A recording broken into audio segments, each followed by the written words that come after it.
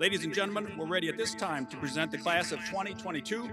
That morning, Officer Lorenzen and myself were assigned to both graduation ceremonies that were happening that day, Hempstead and Senior, with Hempstead being the first. And so we were, just doing our thing, being a presence, talking to people. I was there for my second oldest child's high school graduation. We were sitting in the upper deck at Dalzell.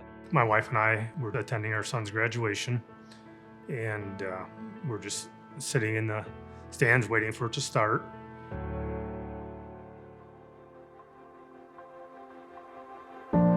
At about 9:55 in the morning, someone came down yelling for help to us when we were standing by the entrance of Dalzell Field.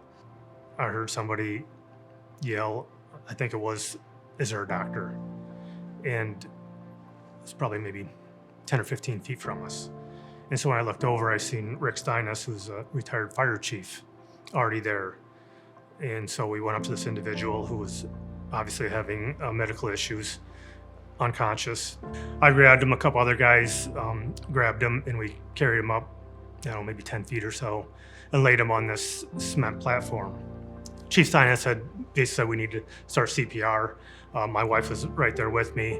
I asked her to go track down the AED. Chief Deputy Riniker, who was off duty, was starting chest compressions. Basically had him pulled up to a flat surface for us, which really helped. We all kind of just took turns doing CPR and assessing him for what was going on with him medically, but he was completely unconscious. We weren't getting any signs of breathing. We weren't getting any signs of a pulse. Jared and Chief Steinus was there providing medical direction. The window with somebody going down with an arrest, especially a full-on cardiac arrest like he had, is very small. You start to lose the ability to have a good recovery, meaningful recovery from a neurologic standpoint. Eventually, school staff were able to get that AED up to us, and we had that connected, and that assisted us in giving us directions on if we're doing effective CPR, and if a shock was going to be advised or not. He was in bad shape. You could tell there were certain things that we're trained to look for, and he exhibited many of them. I was fully expecting him to not make that medical episode. I fully expected him to have passed away, based on what I've seen in my experience. Shock was advised. We continued the chest compressions until the fire department arrived just a few minutes later, and they took over at that point. I wouldn't want to say he was coming out of it, but he was definitely showing signs of life.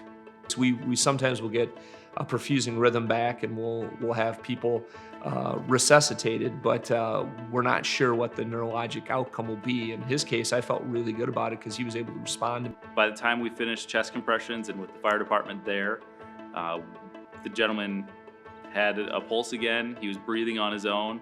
And so they put him on a stretcher and took him into the ambulance and took him to the hospital. I think to a certain degree, when you're in these situations, you don't think, you just react. I'm blessed to be doing a job that I love. Part of my job is I get CPR training every 2 years. Since this event, I know anytime I've been at trainings where CPR is being taught, I stress the importance of it, just seeing how that can really truly save someone's life. Something as simple as CPR really does bridge the gap between the medical episode and the doctors being able to do their life-saving efforts. Sometimes the biggest problem we have in these scenarios is we have too many people sitting around watching, and that wasn't the case. There were a lot of people jumped right in and did the exact right things. It definitely wasn't a one-person thing, and that's what's kind of amazing about this situation. It was, we had the right people there at the right time, with Chief Deputy Riniker, who was there immediately to step in. There was a lot of people in the mix here, as far as Chief Steinus, Jared, my wife getting the AED, the city officers there to help CPR, Dubuque Fire and ambulance showing up, and then the local hospital. I was glad I could be there to help. I'm glad the outcome was great, but the other people that are being honored are certainly the ones who did the lion's share of the work. We were just one little piece in the mechanism that was able to help out that day. I knew that was somebody's grandpa, and his family's getting to enjoy him being around, and a girl's graduation will be a good memory still, and not something bad, because there were a lot of people jumped right in and did the exact right things, and because of it, there was a good outcome, and other people get to go on living their lives. Ladies and gentlemen, one final round of applause. Please help me congratulate the Hempstead High School class of 20.